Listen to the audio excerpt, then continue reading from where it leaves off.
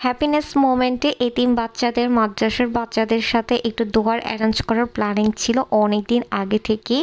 Even এটাও planning করেছিলাম আমাদের অ্যানিভার্সারি উপলক্ষে আমরা সেই দিন একটা অ্যারেঞ্জ করব, বাট যদি আমার হাজব্যান্ড বাংলাদেশে থাকে এরকম একটা প্ল্যানিং ওর সাথে অনেক দিন আগেই বলেছিলাম। সো ও তো হঠাৎ করে আমাকে সারপ্রাইজ দিল, তারপর চলে আসার পর সাথে সাথেই ও আসলে এটা মাথায় রেখেছিল। দেন আমাকে বলতেছিল চলো তোমার না একটা প্ল্যানিং ছিল এরকম হ্যাপিনেস মোমেন্টে এতিম বাচ্চাদের সাথে একটা দোয়ার অ্যারেঞ্জ করবা। দ্যাটস ওয়াই সেরকম একটা প্ল্যানিং করে ফেললাম।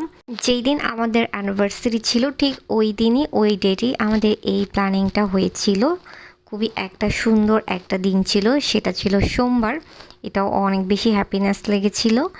সো অ্যারেঞ্জমেন্ট করার পর সব কিছু আলহামদুলিল্লাহ কমপ্লিট করতে পেরেছি, সব কিছু ঠিকঠাকভাবে। স্যাড মোমেন্ট অথবা কেউ অসুস্থ হলে বা কেউ মারা গেলে আমরা এরকম অ্যারেঞ্জ করে থাকি। বাট আমি আমার কেন যেন মনে হচ্ছিল যে আমরা হ্যাপিনেস মোমেন্টেও একটু এইসব বাচ্চাদের সাথে অ্যারেঞ্জ করতে চাই, তাহলে কেমন হয়। কারণ বাচ্চা মানুষ এতিম বাচ্চাদের জন্য আমার অনেক বেশি ফিল হয়। যার মা নাই বাবা নাই তারা অনেক বেশি আপসেট থাকে এবং তার ভেতরের কথাগুলো বলার মতো কোনো ওয়ে থাকে না বা প্রকাশ করার মতো কোনো অপশন নেই। ওই বাচ্চাদের কথা ভাবলে আমার অনেক বেশি খারাপ লাগে। সেই দিক থেকেই প্ল্যানিং ছিল যে আমি এতিম বাচ্চাদের সাথে কিছু একটা করতে চাই আমার হ্যাপিনেস মোমেন্টে, নট স্যাড। দেন ওইখান থেকেই আমার বিষয়টা করা আমার খুবই ভালো লেগেছে, নতুন একটা এক্সপিরিয়েন্স। নেক্সট এরকম আরও কিছু করতে চাই ইনশাল্লাহ।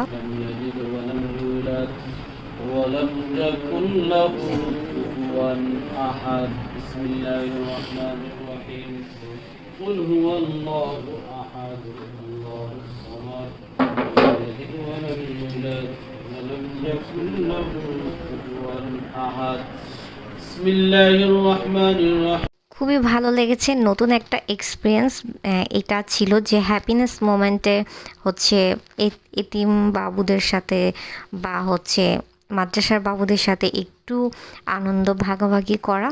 বিকজ আমরা ম্যাক্সিমাম টাইমেই দেখে থাকি স্যাড মোমেন্টে, সাধারণত আমরা এগুলো দেখে থাকি। সো যাই হোক, এটা যার যার পার্সোনাল ব্যাপার, সব যে যেভাবে তার ভালো লাগা ভাগ করে নিতে পারে, এটা একান্তই সবার পার্সোনাল ব্যাপার। এই যেমনই হোক যাই হোক না কেন, ভালো লাগা নিজস্ব ব্যাপার। আর ভালো লাগার বিষয়গুলো যে যেভাবে অ্যারেঞ্জ করতে পারে এটা টোটালি নিজের ব্যাপার।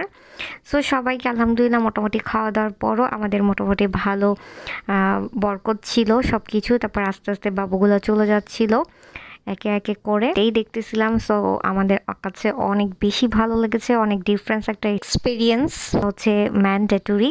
সো নেক্সটে যেন এই সব বাবুদের জন্য আরও কিছু করতে পারি, সেই জন্য সবাই দোয়া করবেন।